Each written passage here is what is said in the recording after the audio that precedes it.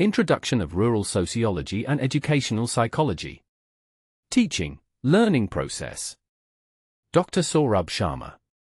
Associate Professor. Department of Agricultural Extension Education. Nagaland University. Medzifema Campus, Nagaland. The Art and Science of Teaching and Learning.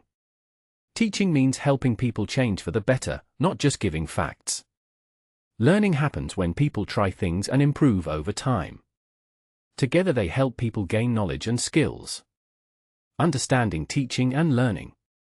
Teaching defined. Extension teaching is a process of creating situations that facilitate learning. This includes providing activities, materials, and guidance needed by learners to develop interest, arouse desire, create conviction, promote action, and ensure satisfaction. A village extension officer organizes a demonstration on compost preparation and guides farmers to try it on their own farms to help them learn by doing. As the saying goes, teaching is not filling a bucket, it is lighting a lamp. Learning defined. Learning is a process by which a person's behavior changes through self-activity. It takes place within the individual when they feel a need, strive to fulfill it, and experience satisfaction with the results. Learning is the ultimate goal of teaching and requires active participation from the learner. Any change in behavior resulting from experience can be called learning. Characteristics of effective teaching. Transformative. The ultimate purpose is not merely to inform people but to transform them and bring about desired changes in their behavior. Intentional. Effective teaching is an intentional, purposeful process done according to design, not drift, by plan, not by trial and error. Well planned. Good teaching requires careful planning of content, procedures, methods, and techniques to achieve learning objectives. Communicative. Good teaching is essentially good communication, requiring sympathetic sharing and clear explaining to connect with learners. Before training farmers on soil testing, the instructor prepares lesson notes, selects teaching aids, and plans field demonstrations to meet the learning goal.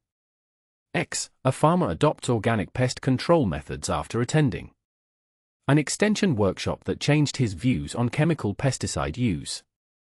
An extension officer plans each training session in advance with clear objectives, demonstrations, and feedback instead of teaching randomly. An extension worker listens to farmers' problems patiently and explains improved farming methods in simple local language they can easily understand.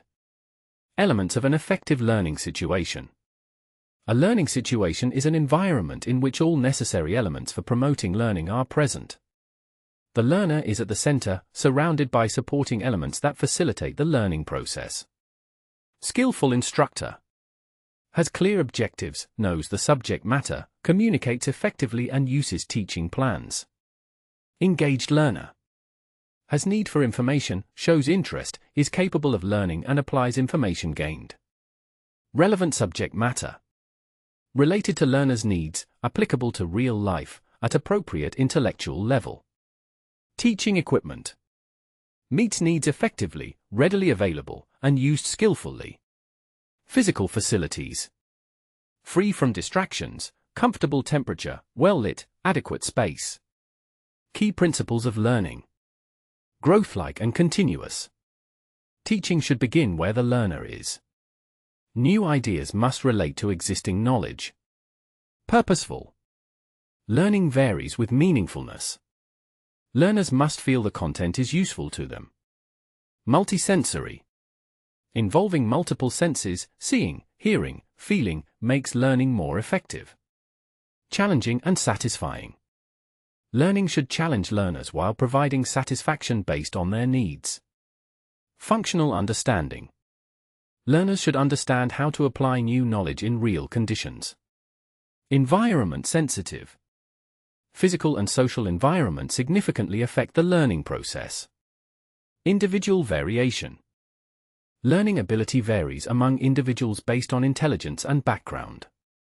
Active process.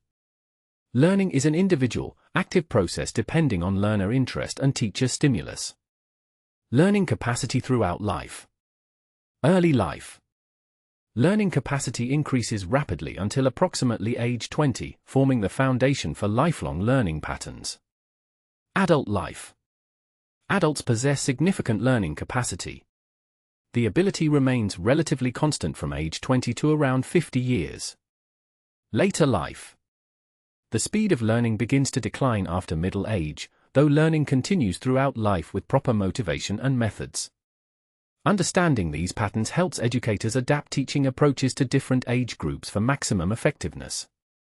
Factors influencing learning effectiveness. Content factors. Kind of material. Some content is inherently easier to remember, e.g., poetry versus prose. Sense modality. Visual learning often shows advantages over other sensory channels. Theory-practice connection. Theory, why, and practical application, how, must be related. Learner factors. Age, brain plasticity and sensitivity to new impressions change throughout life. Sex. Research suggests differences in memorization and learning approaches. Motivation. Greater motivation leads to stronger impression and retention. Individual differences. Learning styles and capacities vary significantly. Effective teaching accounts for both content characteristics and individual learner differences to optimize the learning experience. The learning experience. A learning experience is the mental and/or physical reaction one makes through seeing, hearing, or doing the things to be learned, through which one gains meanings and understandings of the material. Beyond physical presence. A learning experience is not attained by mere physical presence in a learning situation. It requires active engagement and processing. Multiple exposures. Learning is a gradual process that often requires several exposures to the subject matter for complete understanding and behavior change. Effective communication. Learning requires effective communication, the process by which two or more people exchange ideas for common understanding. Steps in extension teaching. Getting attention. Make people aware of new ideas and practices. This is the starting point for change, focusing attention on desirable changes. Methods: mass media, radio, TV, exhibitions, and personal contact by extension agents or local leaders. Stimulating interest. Develop the learner's interest in the subject matter by making it relevant to their needs and situation. Increasing desire. Enhance the learner's desire for information by demonstrating its value and application to their lives. Creating conviction. Convince the learner about the value and practicality of the new knowledge or practice. Promoting action. Encourage the learner to apply the new knowledge or adopt the new practice in their own context. Ensuring satisfaction. Help the learner experience satisfaction from the results of applying the new knowledge or practice. An extension agent shows a video on drip irrigation to help farmers understand its benefits and spark interest in adopting the method. A trainer links a session on crop insurance to farmers' recent losses due to floods, making them more interested in learning about the scheme. Key takeaways: the teaching-learning connection. Teaching is not filling a bucket, it is lighting a lamp. Intentional process. Both teaching and learning are intentional processes with clear objectives. When these objectives align, effective knowledge transfer occurs. Continuous growth. Learning is growth-like and continuous, building on existing knowledge and experiences throughout life. Active partnership. Effective learning requires active participation from both teacher and learner in a supportive environment with appropriate resources. When teaching principles are applied effectively, learning leads to meaningful behavior change and practical application in real-world situations. The AIDCAS model: Effective Steps in Extension Teaching. A practical guide for educators on implementing the attention, interest, desire, conviction, action, and satisfaction framework to facilitate meaningful learning and behavior change. Understanding the AIDCAS model in extension education. Extension teaching is a specialized educational approach that helps learners adopt new practices through a structured process. The AIDCAS model provides a framework for guiding learners through 6 critical stages. 1. Attention. Make learners aware of new ideas or information. 2. Interest. Stimulate curiosity about the topic. 3. Desire. Motivate learners to want to adopt the new practice. 4. Conviction. Build belief that the practice is beneficial. 5. Action. Facilitate implementation of the new practice. 6. Satisfaction. Ensure the change produces rewarding results. Step 1. Capturing attention. Although not explicitly mentioned in the input, the first critical step in the AIDCAS model is grabbing learners' attention. This initial stage involves creating awareness about a new idea, practice, or information. Using eye-catching demonstrations or presentations. Connecting with community influencers to spread initial awareness. Employing various media channels appropriate to the audience. Highlighting a problem that the new information can solve. Effective attention-grabbing techniques vary by context but should create initial awareness that something new and potentially valuable is available. Step 2. Stimulating interest. Once learners are aware of a new idea, the next step is deepening their interest through additional information. This stage requires present relevant information. Provide details that directly address learners' needs and circumstances, focusing on one idea at a time to avoid overwhelming them. Use multiple teaching methods. Employ personal contacts through extension agents, engage local leaders, distribute publications, and utilize radio/TV broadcasts to reach learners through their preferred channels. Make information accessible. Format information in ways that are easy to understand, using appropriate language, visuals, and examples that relate to learners' experiences. Step 3. Arousing desire for information. The third stage focuses on motivating learners to want change by unfreezing existing behaviors and highlighting benefits.